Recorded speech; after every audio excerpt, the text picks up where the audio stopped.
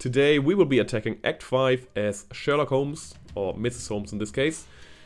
We have slapped on the raiment of the Baker Street Sage, which includes a coat, a hat, some gloves, some boots and a weapon. Now, since this is one of the few fun sets that actually has a weapon, I would like to use that weapon in fights. And this also comes in handy since I don't necessarily want to reuse any strategies that I've already used before. For example, we already had the Ice Shard Spammer with the Santa set, which would have been a good idea to use now, but I would like to try something different, which is using my weapon as a main damage source. Now, the name of the set, Raiment of the Baker Street Sage, for me is a clear indicator that we should use the class Sage, which means we've got the masteries Hunting and Storm to choose from, and I think you might see the problem, because there is no real support of weapon attacks in Hunting and Storm, at least not if you're using a Bludgeon of True Sight. Hunting is great if you've got a spear, a bow or a thrown weapon, but for these kind of clubs, I think this should be a club kind of weapon, there is no real support.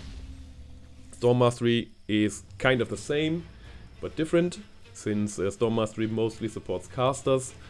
We don't really get any kind of good damage support from the Storm Mastery. So let's check out what we're working with in this speedrun. The skills that we will be using can be once again divided into 3 classes. The first class is the movement category, in which we will have Trailblazing from the Hunting Mastery, which gives movement speed bonus. And we've got the Lightning Dash from the Storm Mastery, which we will use as a dash ability. And in this category we are actually quite well equipped. We've got some good skills that will support big movement speed, so maneuvering through the map should be quite fast. Next category is Resistance Reduction, where we will have Study Prey and the Squall. So once again we are quite well equipped to reduce the resistances of the enemies, which is a good thing, which is a good support. But the main thing that we will be lacking is damage, because the only damage supporting skills that we will have are the Call of the Hunt, which will only give us a little bit of attack speed, and the Storm Wisp. Now, the Storm Wisp can deal some good damage. The big problem with the Storm Wisp, though, is that it dies very, very quickly to any kind of area of effect damage. So, the result of this is, once again, we will be moving through the map very, very quickly, and we will be fighting the enemies very, very slowly. We're now here at the last of the 4 Ancients, and I think you may have noticed that the fights are taking, well, 2 eternities and a half. Even though we lower resistances, but there we finally kill him. We are now at the Golden Boar. Once again we can use the Squall to kind of lower the resistances. The Storm Wisp is not too bad actually at the moment. And we've got about a third of the health already down. Now a few more hits with the Bludgeon of True Sight. And, well, Watson goes down. But so does the Boar. And I can tell you at this point we're actually not that far behind the Santa set. We are much faster than the Pirate set, which I think is quite good. And right here the fight is not too bad either. We get the Ictian Relic quite quickly. But this is where the trouble begins. Austri and Nar, especially the beast that they ride on, they take a long time to go down. This is why I've sped it up. You may have noticed from the big indicator that I've created, and I've slapped into the top right corner. The Wisp goes down quickly, and I think, yeah, they create him again, and with the Wisp it is at least somewhat quicker, and now we go back to normal speed.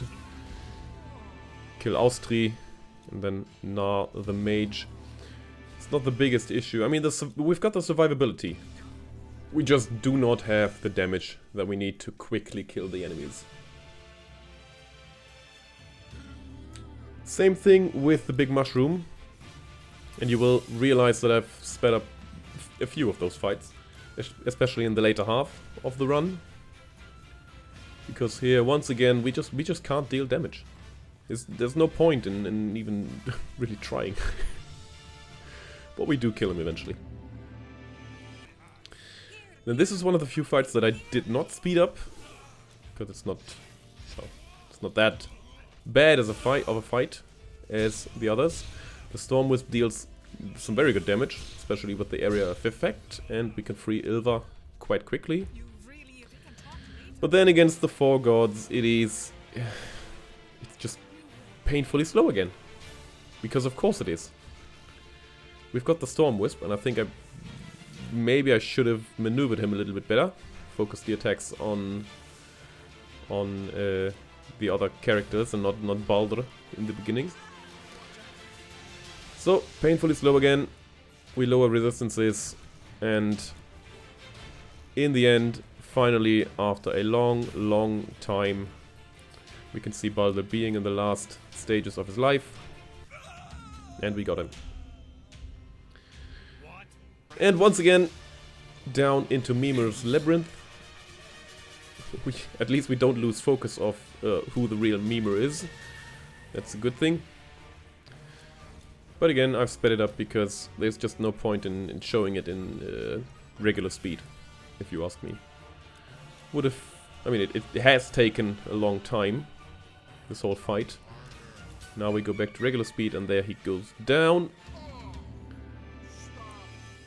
Next thing, Nidhögr. I've said it in the last run. I've said it in the pirate run that Nidhögr is or can be a damage sponge. And right here, it's fine as long as we've got Watson. Watson goes down, and then the pain starts. Although at least we get him back up quite quickly, so it could have been a lot worse. But it's just it's very clear that we need Watson to deal damage, because on our own we just can't do anything. And this is where the fun begins. Sinmara, the Queen of the Flame. You can see it, right? You can see it. You can see the heaps of fire AoE damage. You can see that Watson has no chance of surviving. He is burnt into a crisp whenever I resummon him. So there's just no point in even trying. We speed up, we fast forward through the fight, and finally, there she goes down. There we go. We get the fire relic and we can continue. Ilva Loki. As you can see, I've not sped up this fight against Ilva, because it's not as bad. Ilva does not have area of effect damage. So Watto stays alive. Can support. We can lower resistances. And it's not too bad, which is a pleasant surprise for me. So yeah, we activate the stage 2 quite quickly, and right here, it's not fine. It is very far from being fine. Because Loki is dodging a lot. Loki is just not taking any damage. Loki is killing Watson over and over and over and over and over and over again. And this is why we've got the 4 times indicator, because I've sped it up that much. Yep. This was my life for a long time. This fight took me ages. And I don't know if I could have done anything better, but it's just we don't get any support from Watson. We've got the Bludgeon of True Sight, which has just a tiny amount of damage. We get no support, but finally we reach the final fight against Surt, the incarnation of fire. Well, the Lord of Muspelheim first. Now Surt also has very good area of effect damage, which we can withstand quite well, but Watson can't. Still, the first stage is not too bad. We deal some good damage, well, reasonable damage, I guess. Watson can't really help, but still, the first the first stage of Soter is not too bad.